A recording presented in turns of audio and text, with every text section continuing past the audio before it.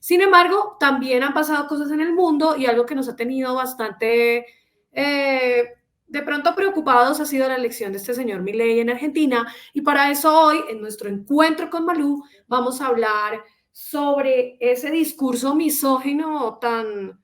particular de este señor esta semana. Y para eso, bueno, pues encuentro con Malú. Manos de mujeres que han parido la verdad. Manos de colores aplaudiendo algún cantaraya. Muy buenos días, le damos la bienvenida a Sonia Liliana Vivas, ella es profe de Secretaría de Educación, hace parte de la comisión, es la presidenta de la Comisión de Historia. También le damos la bienvenida a Daniela Casanova, ella es abogada feminista, y también a María Angélica Vizcano, que ella es licenciada en sociales, todas ellas son integrantes de las diversas plataformas que hacen parte del colectivo de Malú, que están defendiendo todos estos movimientos feministas y nuestra representación. Hoy las invitamos para que hablemos de este hermoso personaje llamado Milei, que no sabemos, la verdad a veces no sé si padece de alguna condición mental, de verdad sale con unas Como tú dices, es un personaje. Exacto, sí, o sea, como que dice uno, es anacrónico todo lo que él hace, dice, es una cosa bastante bizarra para estos tiempos, pero bueno, ahí lo tenemos. Bienvenidas, Sonia. Polita, muy buenos días. Karen, Ivy, compañeras del conversatorio, Daniela, Jimena, María Angélica, pues muy buenos días para ustedes, para cada persona que en este momento se encuentra en conexión con este encuentro de ese poderoso colectivo de mujeres de Malú. Y tal como lo decían ustedes en la introducción, bueno, es que Milei, como tantos hombres a lo largo y ancho del mundo, principalmente están enfermos de patriarcado. Y eso se suma precisamente con algunas ideas políticas que no solo respaldan esa condición, sino que la ponen en un estado muy crónico. Justamente, pues, a raíz de los últimos acontecimientos en esa geopolítica, incluso de corte mundial, aunque Milei es un gobernante acá en América Latina, en el caso particular de Argentina, la geopolítica mundial en los últimos días pues ha marcado, digamos que una agenda muy particular a raíz de ciertas actitudes y discursos que Javier Milei ha compartido y que pues en su política internacional, en el caso particular de Argentina, pues ha puesto en jaque esas relaciones diplomáticas con países como España. Y es que pues precisamente esos discursos de la extrema derecha que están absolutamente inundados de fascismo desde su entraña,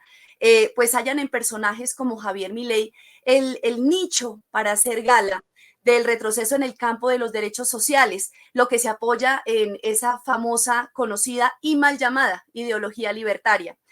Y pues en ese sentido es ahí donde de manera particular esos discursos y personajes como Javier Milei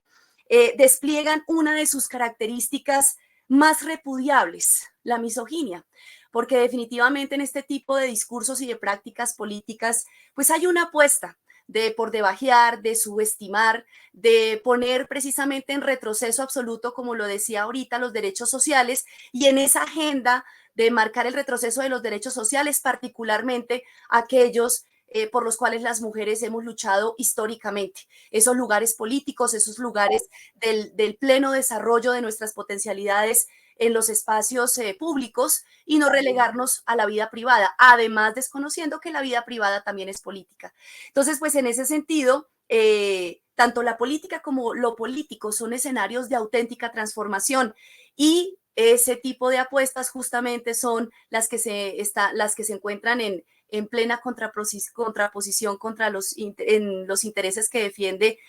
alguien como Javier Milei. Y por eso, en el colectivo de mujeres de Malú, pues nos hemos dado en este ratico del conversatorio acostumbrado por aquí, por nuestro espacio de encuentros pedagógicos, pues para poner en alerta, hacer un análisis y por supuesto la denuncia alrededor de este tipo de discursos, de este tipo de prácticas y de este tipo de personajes. Vamos a ver, por ejemplo, de las compañeras, quién nos podría dar inicialmente una mirada de quién es Javier Milei, porque hay que conocer un poco de dónde viene esa trayectoria política de Javier Milei, y ver precisamente en la transición política que ha tenido América Latina, por qué un personaje como este logra, digamos que, atraer la atención de tantos votantes y de manera muy lamentable de tantas votantes, porque a pesar de que el volumen de votación de las mujeres en Argentina a favor de Javier Milei no fue tan significativo en relación con el porcentaje de los hombres, pues definitivamente sí hay una gran capa de la sociedad argentina compuesta por mujeres que está apoyando su propuesta de gobierno y pues este tipo de discursos y de prácticas como los que desplegó en España hace unos días. No sé si, por ejemplo, Jimena, arranquemos contigo mirando un poco ese contexto de quién es Javier Milei y ya vamos entonces con Daniela y con Angélica. Jimena desde Pasto, muy buenos días para ti, bienvenida a este conversatorio. Muy buenos días, compañeras, un especial saludo para todas, qué bueno nuevamente podernos encontrar en este espacio de encuentros pedagógicos con Malú. Bueno, desde nuestro colectivo realmente estamos supremamente preocupadas y agradecemos pues también este espacio que nos permite visibilizar y también de una u otra manera analizar y denunciar este tipo de discursos que se están posicionando no solamente en Argentina, sino a nivel mundial, pues como vimos las declaraciones que hizo el presidente Milei en España y también en estos días revisaba el discurso que él hizo en Davos, donde se formulaba una pregunta de no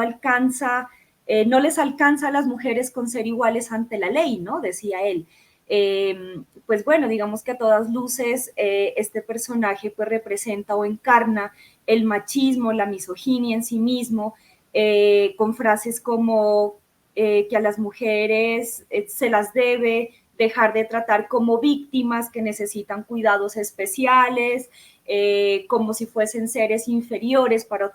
otorgarles privilegios. Y bueno, digamos que este tipo de frases o este tipo de posicionamientos pues no hacen más que desconocer las desigualdades históricas que hemos tenido las mujeres y que aún siguen persistiendo. Y obviamente que estas desigualdades históricas también tienen, digamos, una relación muy cercana con el sistema capitalista. Y es justamente también lo que ha venido, pues, digamos, como defendiendo desde la ultraderecha Milei, desconociendo que el sistema capitalista está súper relacionado con el sistema patriarcal. Y es justamente cuando nace este sistema capitalista, o de acuerdo, digamos, como a una perspectiva del sistema, del análisis del sistema económico que realizaba ya Marx y Engels sobre los orígenes de la opresión de la mujer, pues esto tiene su origen en esa división del trabajo, en la aparición justamente de la propiedad privada, cuando los seres humanos fueron capaces de extraer más que los medios de subsistencia para que haya una acumulación de excedentes o de la riqueza, y es aquí cuando surgen, pues digamos, como esas primeras sociedades clasistas que ubican a los hombres en los espacios públicos de producción y a las mujeres se les asigna los espacios cerrados de la reproducción y de los cuidados en el hogar, porque pues se necesitaba, digamos, que acumular más excedentes y los hijos eran la mano de obra y entre mayor fuera ese número de trabajadores de campo, pues mayor sería el excedente. Entonces, digamos que se maximiza ese potencial reproductivo de las mujeres, por lo que la familia tendría que tener más hijos para acumular más excedentes y también pues para garantizar, digamos, como esa propiedad privada. Entonces, en el marco, digamos, como de ese surgimiento de las sociedades clasistas, aparece también esa monogamia y esa herencia directa, esa monogamia pues que se le impuso a las mujeres, porque ahora lo que se necesita es la acumulación de riqueza y garantizar que esa acumulación y que esos bienes queden en manos del núcleo familiar, para concentrar, digamos, ese poder de la riqueza que se da y asegurar que los hijos que reciben esa riqueza sean sus hijos, ¿sí? En el marco de la monogamia y pues no los hijos de toda la comunidad. Entonces, digamos que se le exige a la mujer que pues solo puede tener un hombre y eso que pues también va a garantizar si la mujer se queda en los ámbitos privados y cerrados del hogar. Entonces, digamos que con un poco con este contexto pues podemos ver justamente ese papel que el capitalismo, que el origen de la propiedad privada relegó hacia las mujeres a estos espacios privados, a estos espacios de reproducción, mientras los hombres quedaron en estos espacios más públicos de producción. Y realmente desconocer este análisis que ya lo realizaba Marx y Engels sobre la opresión de la mujer, que pues ha generado unas desigualdades históricas que se siguen manteniendo, pues es realmente muy, digamos, complejo para las mujeres en estos momentos posicionar este tipo de discursos, no solo en Argentina, sino a nivel mundial, porque desconoce que siguen existiendo desigualdades actualmente en nuestros entornos. Jimena, gracias. Pues claramente expones cómo esta situación pues tiene, digamos que, un anclaje estructural precisamente en la historia de las sociedades y que digamos que en el avance de ese sistema capitalista con las características que has expuesto, pues precisamente se cruza pues con toda la estructura patriarcal de las sociedades. Decíamos ahorita en la introducción, para darle también la palabra a Angélica y un saludo muy especial para que también nos apoye en esta parte del conversatorio, pues que precisamente eso se cruza también con esos rasgos tan característicos y que despliegan tanta misoginia de esa famosa ideología libertaria que hoy por hoy está, digamos que, tan agenciada en tantos líderes de corte fascista en el mundo. Angélica, muy buenos días. ¿Qué nos cuentas al respecto? Bienvenida. Muy buenos días, profes. Muchísimas gracias por la invitación a este espacio. Justamente derivado, digamos, no solamente de la agenda política y que se llama internacional que se ha manejado esta semana, sino también de la invitación de encuentros pedagógicos a este espacio, pues me puse a ver efectivamente, prácticamente a realizar un análisis del discurso de Javier Milei allí en España y resalta varias cosas. Lo primero es que este hombre se autodenomina un batallador o se autorreconoce como la persona que está liderando la batalla cultural. Adicionalmente, allí nos lanza una pregunta al movimiento social, no solamente argentino, sino latinoamericano, de si las políticas de inclusión y las políticas sociales que intentan brindar a las mujeres en la Argentina unas mejores condiciones son necesarias, es porque el socialismo ve en las mujeres una minoría, y una minoría no solamente digamos, en términos de los derechos, una minoría con otras, ¿cómo decirlo? Como con otras, con desigualdades, ¿sí? Digamos que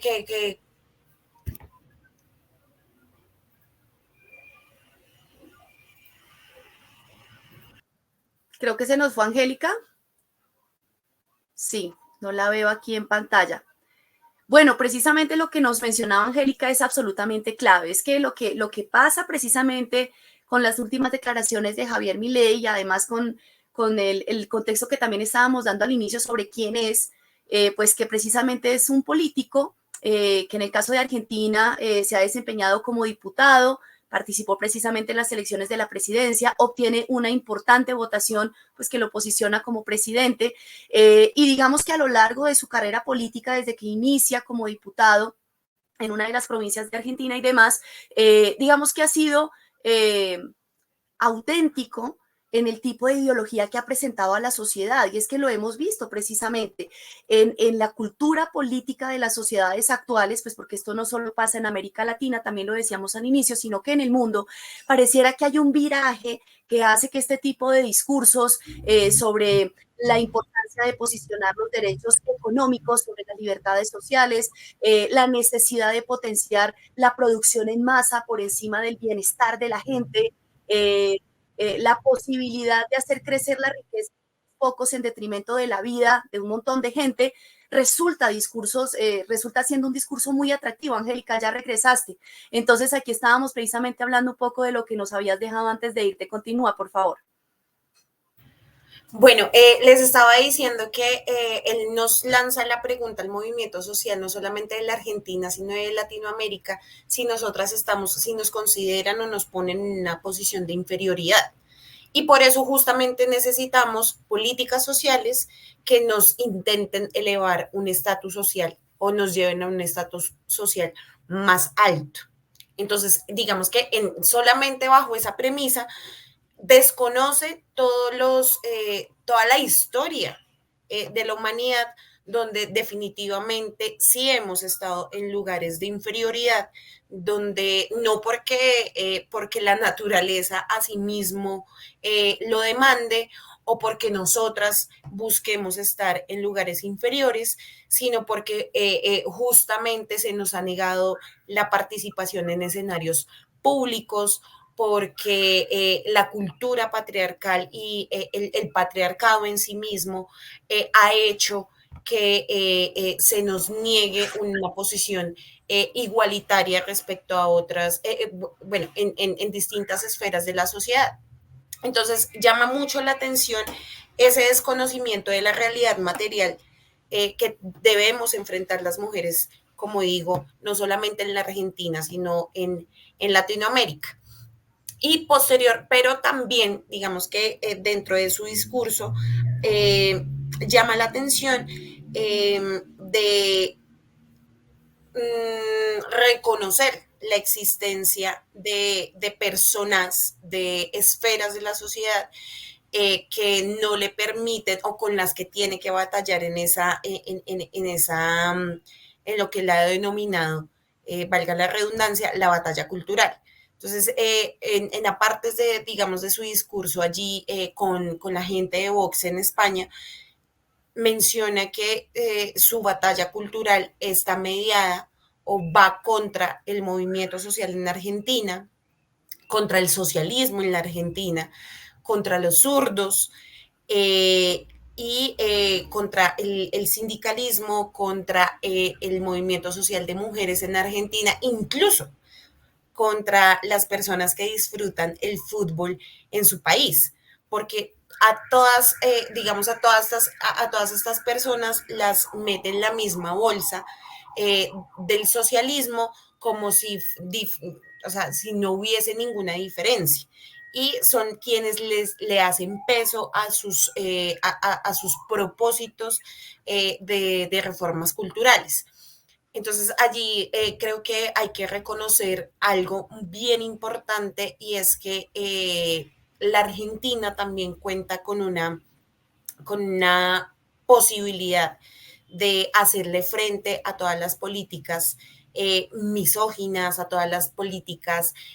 contrarias al bienestar general de la población en Argentina, que se vienen organizando, que se vienen manifestando, porque asimismo también mi ley lo reconoce. Entonces creo que eso es importante señalarlo, porque también desde el movimiento social en Latinoamérica y el movimiento de mujeres,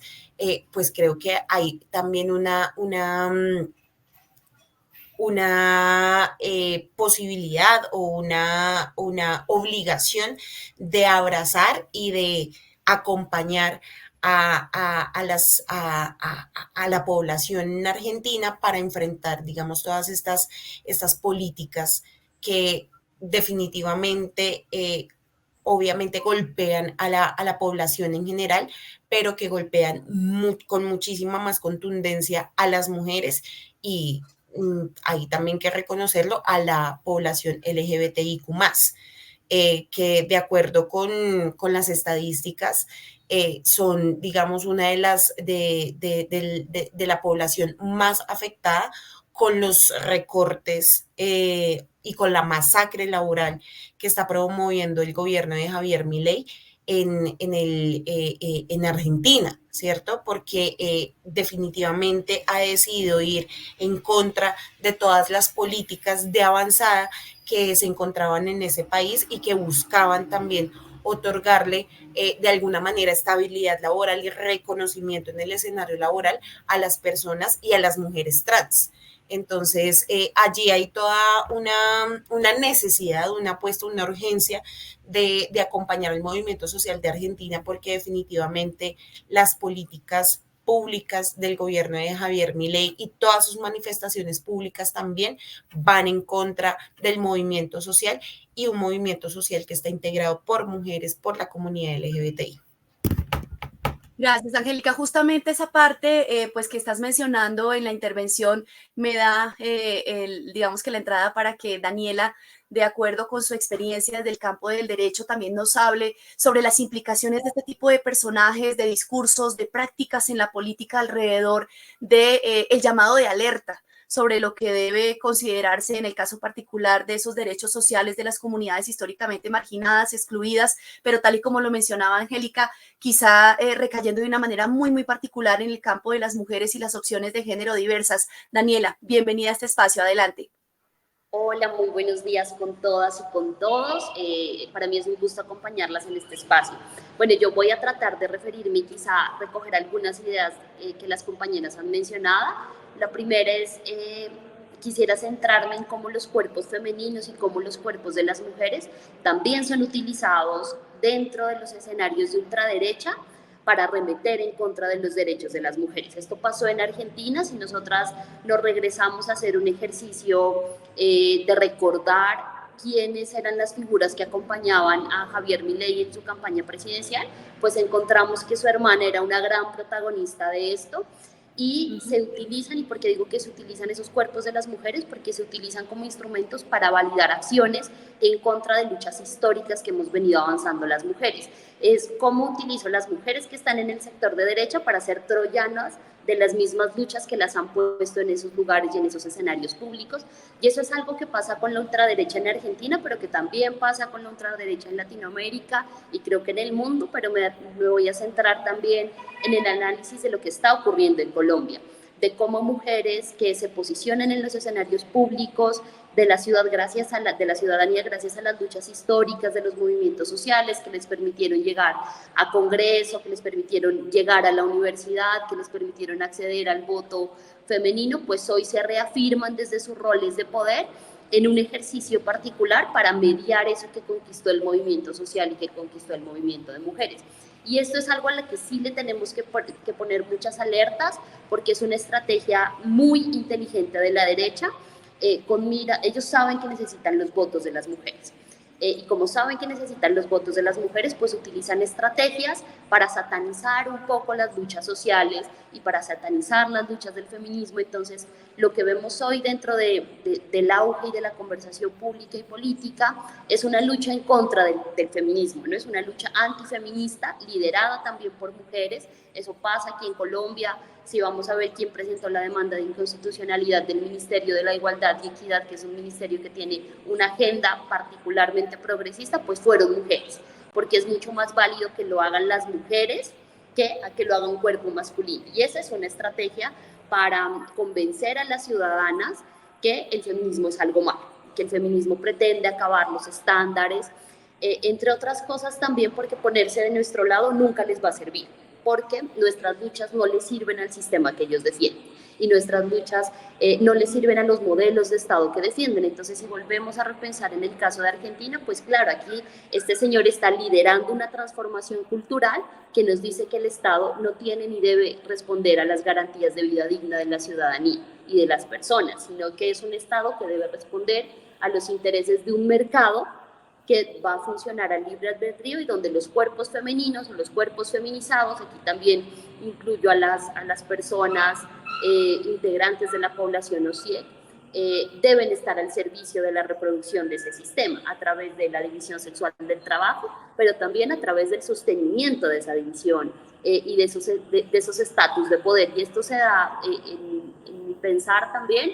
porque las feministas llegamos a pelear poder. Llegamos a pelear dentro de unos escenarios y llegamos a pelear dentro de unos roles y quizá ese ceder poder es lo que más le cuesta a las personas que no le quieren ceder poder a los movimientos sociales, que no le quieren ceder poder a los movimientos de mujeres. Y yo también finalizaría diciendo que estos discursos libertarios y de libertad como se anuncian se hacen en la medida en que la libertad no sea sobre el cuerpo de las mujeres, por ejemplo, que la libertad no sea alrededor de decidir sobre nuestra reproducción y nuestra sexualidad, sino una libertad al servicio de un sistema que ellos vienen sosteniendo con los discursos, pero donde también vienen utilizando y vienen arremetiendo eso que hemos venido ganando en todas las esferas, ¿no? Lo vemos en los medios de comunicación, lo vemos en los escenarios educativos, lo vemos en la inversión de ciencia y tecnología, y yo me centraría también diciendo que lo vemos mucho en una idea que se le ha venido sembrando a los y las jóvenes,